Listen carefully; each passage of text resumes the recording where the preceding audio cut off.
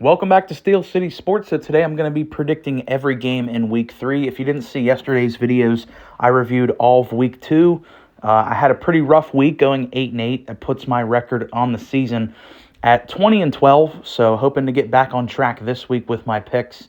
And we also talked a lot about Bryce Young and how he was benched yesterday. So if you want to see those videos, go check those out. But today, like I said, we're talking every game in Week 3. So we start off tomorrow night, Thursday Night Football, with the Patriots at Jets. I can just tell already this game's going to suck. I don't know what it is about these Thursday night games, these Amazon games that are just terrible. Like, every single one was bad last year, and when we thought we were actually going to get a good one between the Ravens and the Bengals, that was the game that Joe Burrow got hurt. So I don't know if the NFL just purposely gives Amazon these shitty games, but this is not going to be a very fun watch. I'm going with the Jets here. Even though the Patriots have been a lot more scrappy through their first two games than what I thought they'd be, they still have a lot of problems. The Jets, even though another team I have a lot of problems with is the New York Jets, but I will give them that they still have a really talented defense. Aaron Rodgers is, even at 40 years old, a million times better than Jacoby Brissett. So, this should be a pretty comfortable win for the Jets. If the Jets lose this one, time to go into panic mode. So I got the Jets winning tomorrow night on Thursday Night Football. Not a very exciting matchup. So now we're getting into the Sunday slate of games. We have the Broncos going to Tampa to play the Bucs. And just based off of how these two teams performed through the first 2 weeks, we have one of the best teams in the NFL in Tampa, one of the worst teams in Denver. And I'll just never really understand how people bought into the hype of Denver. I mean, last year, they were an 8-win team, and they got rid of a lot of big pieces of that team. So it was pretty easy to see how they were going to be even worse this year. They got, even if you want to say Russell Wilson was washed last year, still threw for 26 touchdowns. You massively downgraded at the quarterback position with Bo Nix there. Your wide receiver room is extremely thin outside of Cortland Sutton.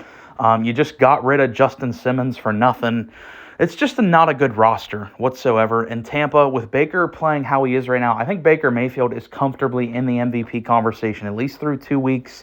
It's a very good roster. You still got a lot of the veterans from that Super Bowl team still on this Tampa team. And I think they should pretty comfortably beat the Broncos here. I don't see this one being particularly close. I mean, watching the Broncos play my Steelers, it was like dumping acid in your eyes, trying to watch Bo Nix string together some offensive plays. I mean, it was a mess. I just don't get it with Bo Nix. I don't get how people thought just because he lit it up in preseason that he was like the next coming of Patrick Mahomes or Drew Brees. It was idiotic, really. Moving on, though, we have the Texans at Vikings. So I'm going to roll with the Texans here, but I'm not super confident on this one because I feel like I've underrated Minnesota going into this year, especially with Sam Darnold playing as good as he's played. I still don't trust Sam Darnold fully. Now, if he beats the Texans, I might start to go in a different direction with Sam Darnold. But, I'm rolling with Houston here. I think they're a top 5 team in the NFL. I think CJ is a favorite to win MVP this year. They're such a talented roster. And Minnesota, though, the reason why I'm not so confident in my pick with the Texans is they just beat the 49ers. I mean, the 49ers, to me, were the number one team coming out of Week 1. How the Niners steamrolled the Jets in Week 1. And then Week 2, the Vikings beat them. I would have bet probably everything I own that the Niners would have beat the Vikings in that game. And the Vikings were able to, even with injuries, the Vikings were able to pull it out against the Niners. So I think this is a massive game for the Vikings because this could be the statement game that shows the Vikings are serious. They're the real deal. You're not just going on a little hot streak. If you beat 2 potential top 5 teams in the NFL in back-to-back weeks with the Niners and the Texans, I think the Vikings are legit. And they could, with how this division's looking, and with Darnold playing this way, the Vikings could honestly win this division. With the Lions looking vulnerable, the Packers not having Jordan Love around, the Bears being very disappointing, and Sam Darnold playing like an MVP candidate, Minnesota could potentially vie for this division. Now, maybe we'll look back in 10 weeks and I'll be like, what the fuck was I smoking when I said that? But how it looks right now, the Vikings look like an elite team. So I say all that, but I'm still going with Houston here because I trust CJ 1,000 times more than I trust Darnold, and I just think the Texans overall have a better roster. And you got a Danielle Hunter revenge game here, of course, so that's a fun one to watch. Next up, we have the Chargers at my Steelers. So this is our home opener, first game here in Pittsburgh. Another one that I'm not super confident on. I'm going to roll with the Steelers here, of course, but there are some worries I have with this one because when you look at the first two teams we played, you can kind of figure out why we beat them because with Atlanta, they brought in a new quarterback in Kirk. It was his first game back off an Achilles injury. Plus, we had kind of an advantage because Arthur Smith knew all their players, what they were trying to do there. And then week 2, we played Denver, which is, I think, a bottom 5 roster in the NFL right now. We scored, 18 points against Atlanta, and we scored 13 points against Denver. When I look at the Chargers, though, the Chargers are a real team. The Chargers are a team just based off the first 2 weeks. Looks like they're probably going to be a playoff team this year. With that strong run game, with that great O-line that Harbaugh's really built up quick. Joe Alt looks like, he looks like right now he could be the best rookie of this class. He looks that good.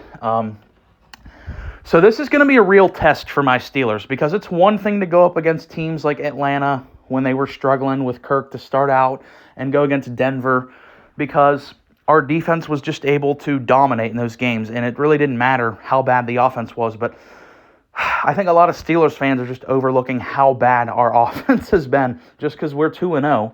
But the offense is comically bad still, and I'm not gonna overlook that. Like Justin Fields, he's had some moments here and there that I like. Obviously, his athleticism is his crown jewel, his ability to get out of the pocket, create plays, stuff like that.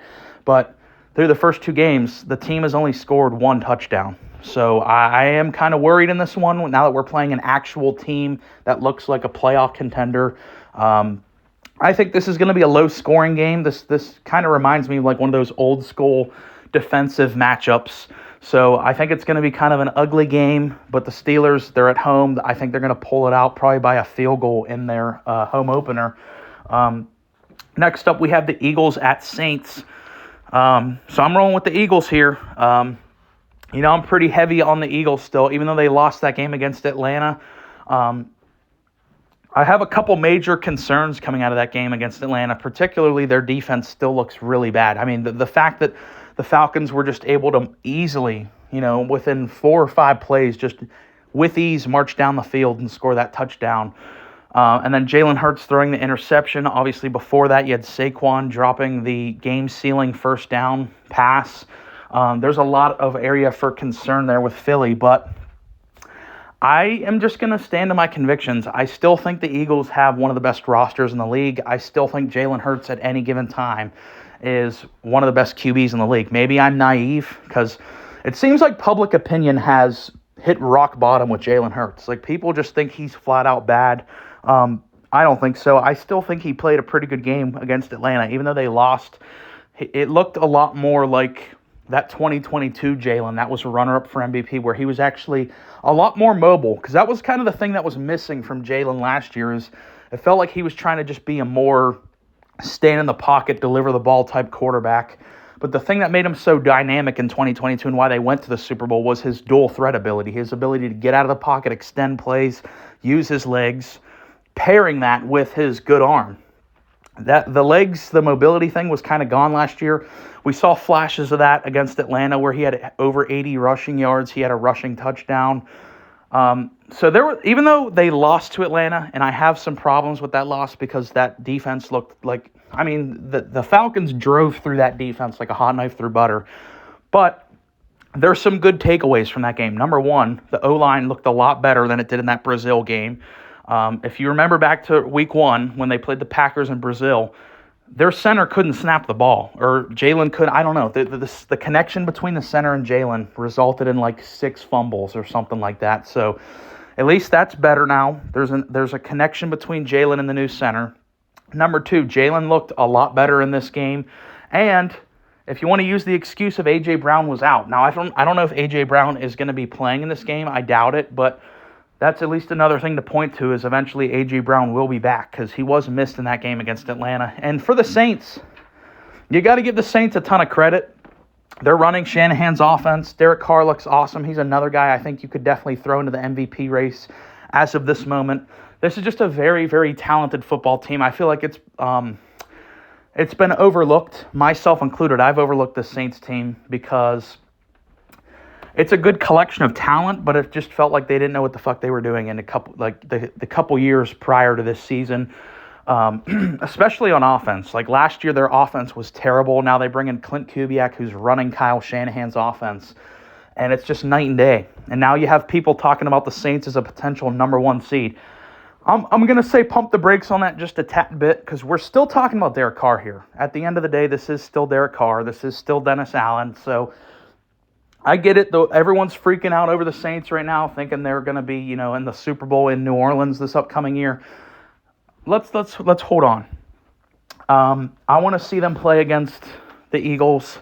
If they beat the Eagles, then maybe I'll start to give them more credit. But when you look at the first 2 teams they played the Panthers. They slaughtered them. If you threw me out there at quarterback, I could probably put 47 up on the Panthers.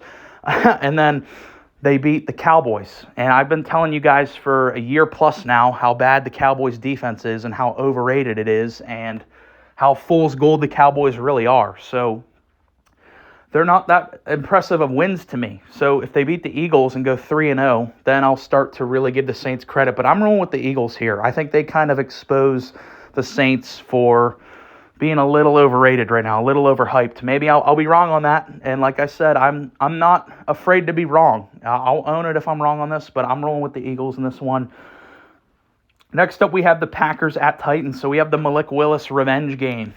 And I think that the Packers beating the Colts last week was really, it showed you how good of a coach Matt LaFleur is and the run scheme. I mean, I can't remember the exact stat, but they had like over 200-something yards in the first half, just rushing the ball. And if you go back to my predictions, I said the only way the Packers are going to win that game against the Colts is if Josh Jacobs turns into Barry Sanders. And that's kind of what happened because their rush game was insane in that game against the Colts. And I think if they just continue to do that. Now, I don't know, I think Josh Jacobs is questionable, or maybe he's already been rolled out. I'm not sure. And I don't even know who the Packers running back would be at that point because A.J. Dillon's already hurt. So I don't know. But Will Levis is so bad that I'm willing to pick the Packers team even if they're running, even if Josh Jacobs is gone and they're starting Malik Willis. I trust Matt LaFleur 1,000 times more to win a football game than I do with Will Levis. And Will Levis has single-handedly costed his team the game in both the games against the Bears and against the Jets. He was the number 1 sole reason why they lost that game. So I think any game where you trot out Will Levis, you're probably going to lose. And it's kind of ironic because I said that about Malik Willis and then he turned around and won a game. But I really do credit that to Matt LaFleur. I think Matt LaFleur is legitimately the most underrated head coach in the NFL, and he proved that beating the Colts with Malik Willis as starter, and I think he's just going to continue to do that by beating this Titans team. Even though I like the Titans defense, they got some players there. Will Levis is such an unmitigated disaster that I can never pick the Titans as long as he's the starter there. Like I said yesterday, they need to throw out my boy Mason Rudolph, and they'll be a much more competitive team. Next, we have Giants at Browns. It disgusts me to say this. Really, really pains me to say this, but I'm going with Deshaun here.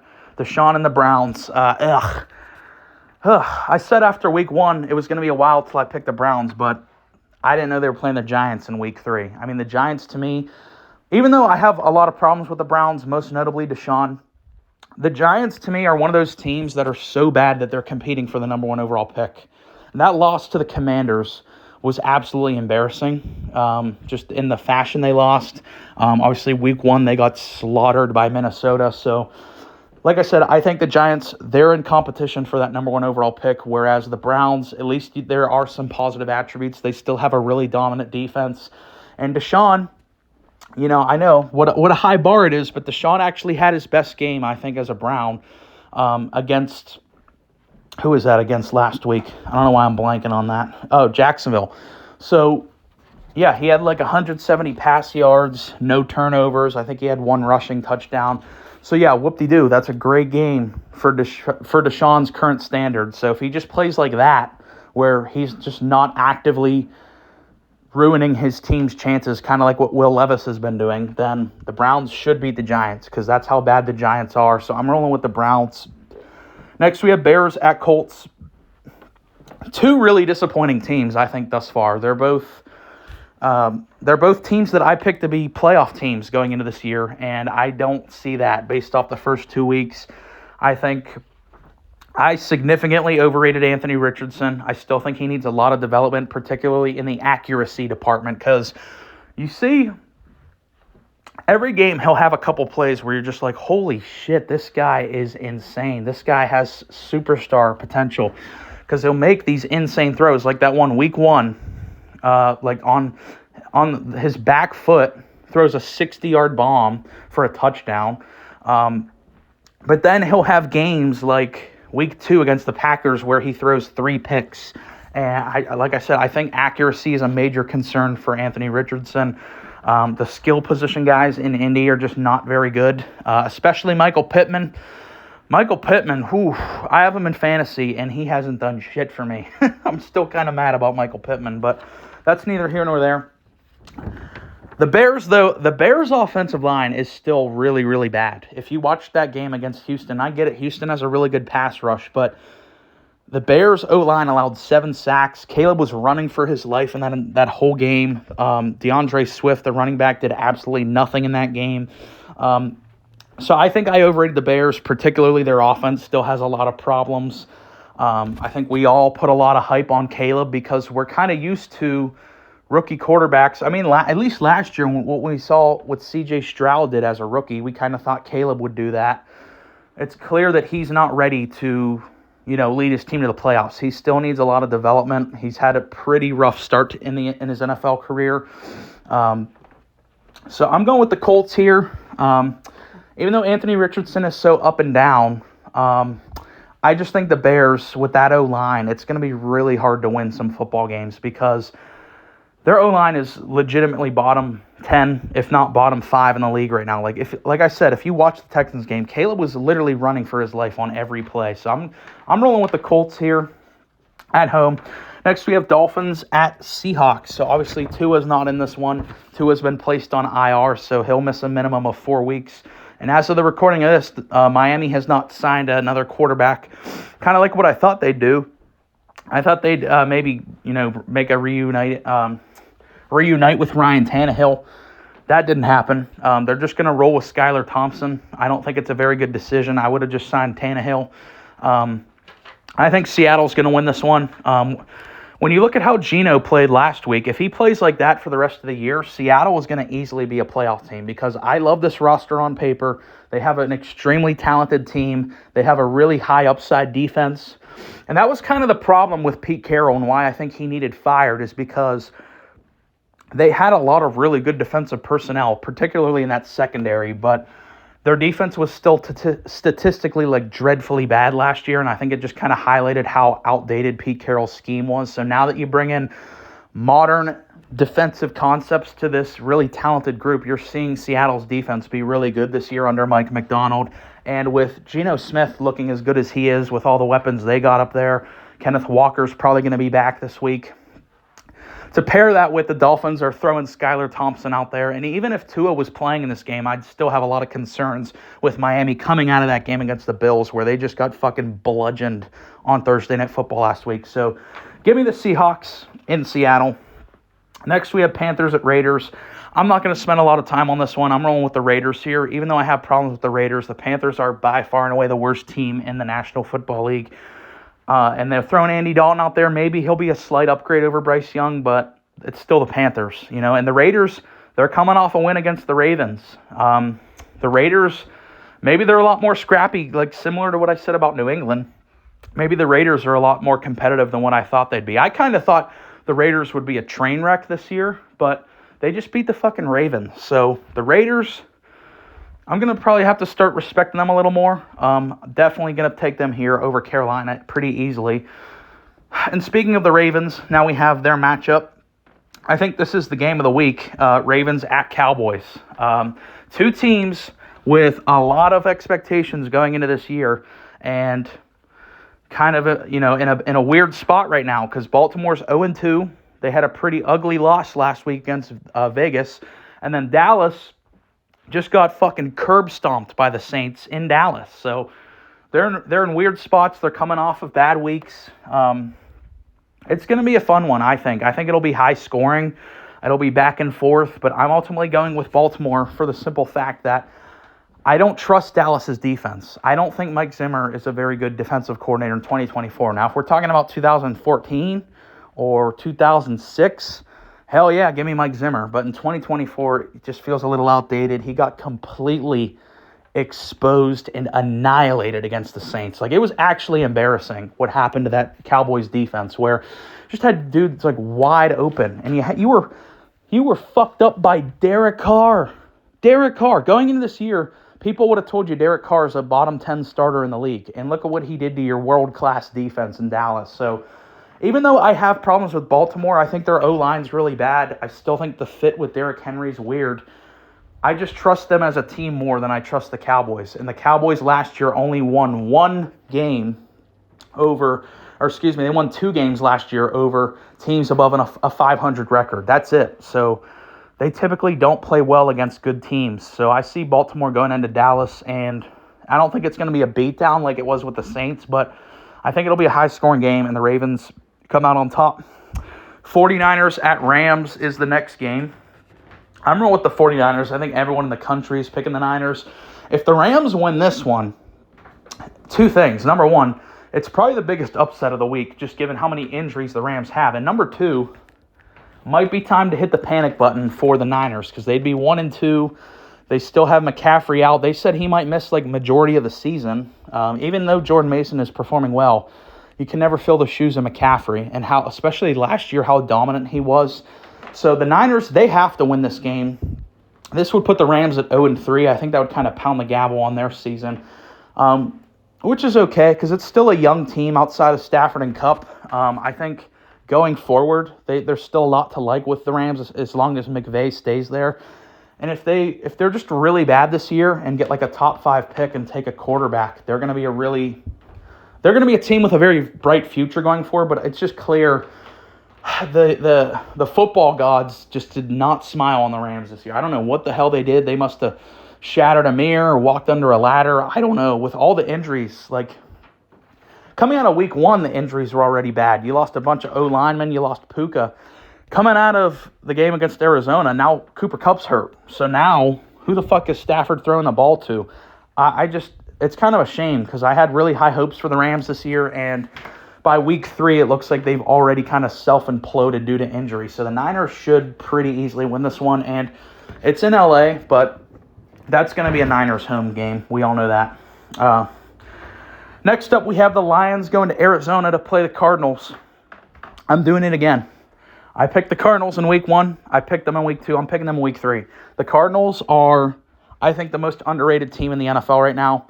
I think the Cardinals are going to be a playoff team. With Kyler Murray playing as good as he is right now, finally has a connection with Marvin Harrison. It was weird week 1, but week 2 really showed you when you give Kyler an elite receiver, look at how good that offense looks. And it's not like Marvin Harrison's the only good player on that offense. Like, they also got Trey McBride, a really good tight end. They have James Conner, an explosive running back. Like, there's pieces to work here. I think Kyler is just simply one of the most talented quarterbacks in the league, easily top 10. And the Lions have their problems. I don't know what it is with the Lions, but they're just nowhere near as unbeatable as they were last season. They asked Jared Goff to do way too much in that game against Tampa, where he attempted 55 times to throw the ball. That is just, for Jared Goff, why are you having Jared Goff throw the ball that much, especially when you have the best 1-2 punch in the NFL at the running back position and the best O-line? Like, why wouldn't you just lean on that? So that game plan felt very strange from Detroit. Something seems a little off. Now, I could be wrong. Detroit could just come out here and fucking steamroll Arizona and get back on track. That's 100% possible because of the talent they have. But I think I'm going to just ride the hot hand here with Arizona. I've been talking about them a lot the past couple weeks. You know, Kyler is my favorite non-Steeler in the NFL, so, you know, I probably have a bias towards him. Give me the Cards. So now we have the Sunday night game. This is the Chiefs at Falcons. Like I said, and I'm gonna be a broken record every week. I don't think there's ever gonna be a week where I pick against the Chiefs. As long as Mahomes is healthy, I just think it's kind of silly to pick against the Chiefs. Not saying they're gonna go undefeated, but in terms of predicting, never gonna pick against the Kansas City Chiefs really this year. So the Falcons, they had a nice story. They had a nice comeback win there at the end. Although them winning that game, I think, kind of masks some of the problems with Kirk Cousins that people kind of just overlook from that game. Kirk Cousins wasn't great in that game. He had a sweet game-winning drive to end it off, but prior to that, Kirk Cousins looked like a struggler in that game. He has literally zero. He doesn't just have zero mobility. He has negative mobility. Like, he can't move at all. But yeah, like I said, I don't want to spend too much time on this. It's the Chiefs. Give me the Chiefs here. And then for the Monday night games, we actually have a doubleheader. 2 games on Monday night instead of 1. First one is the Jags at Bills. Give me the Bills here. I already officially pounded the gavel on the Jags. I'm done with them. I was really, really high on Jacksonville going into last season. I picked them as the 1 seed and Trevor Lawrence to be MVP. That shows you how high I was on Jacksonville going into last year. And it actually didn't look that crazy, you know, halfway through last year, because the Jags, before T-Law got hurt, were 8-3 and were the 1 seed. So my prediction looked kind of good, and then T-Law got hurt, and they finished the year 9-7 and missed playoffs. I mean, unmitigated disaster. And they've just looked bad through the first 2 weeks. The loss to Miami was kind of embarrassing in the fashion in which it happened. Then they let Deshaun Watson beat them in week 2. I just don't think Jacksonville's a very talented team. And Buffalo, even though I picked Buffalo to win their division, I feel like I still kind of underrated them because James Cook, the emergence of James Cook has changed the Bills' offense, where Allen doesn't have to carry the team. Even though he lost his deep vertical threat with Stephon Diggs, it's just a different team in how they play. And this is the best the O-line has looked in the Josh Allen era. They don't have that true number 1 weapon like they did with Diggs, but these guys, I think, are competent enough where Josh Allen is just so good that he can just kind of figure it out. It's kind of like Mahomes-esque, you know, like when Mahomes, after they got rid of Tyreek, they didn't really have a clear number 1. They had like Juju, they had MVS, they had Kadarius Toney, they had, you know, Sky Moore, just a bunch of like dudes. And that's kind of what Josh Allen's dealing with now, but he's so good that it's okay. And James Cook is so good. And the defense, I really overrated their departures because it looks like their defense hasn't missed a beat, even though they got rid of both their starting safeties and Trey White, the corner. Buffalo, I still think their Super Bowl window's open. You know, going into the year, I said it was closed. Nah, the way that they crushed Miami and just embarrassed Tua, I definitely think their window's still open. So I'm going with the Bills here. I don't trust the Jags at all. And then the last game of Week 3 is the Commanders at Bengals. Give me the Bengals here. The Bengals look like they were getting back on track against the Chiefs. Even though they lost that game, they looked a lot better than they did in Week 1 against New England, where they blew that game. And I think Burrow outplayed Mahomes in that game. Even though they lost, Burrow looked really good in that game. And the thing that I noticed about the Bengals offense is they've got some pieces now that Burrow like actually trusts outside of Jamar. That even with T. Higgins out, like that number 80 guy, Iasokas or whatever, he caught a touchdown. He was pretty reliable for Burrow. And Mike Gesicki, the tight end, seems to be a pretty good addition to this offense. So if you could just get Jamar to really go off, and when you get T. Higgins back, the Bengals are going to be a good team. Whenever they just get at full strength, they kind of just need to take a deep breath, relax, get back on track, rely on Burrow. He's still really good, and he proved that against the Chiefs. So that is my picks for Week 3. Like I said, my season record right now is 20-12, so hoping to have a really good week here to boost that up. Let me know some of your favorite picks this week. If you made it this far in the video, I really appreciate you listening. Please like and subscribe.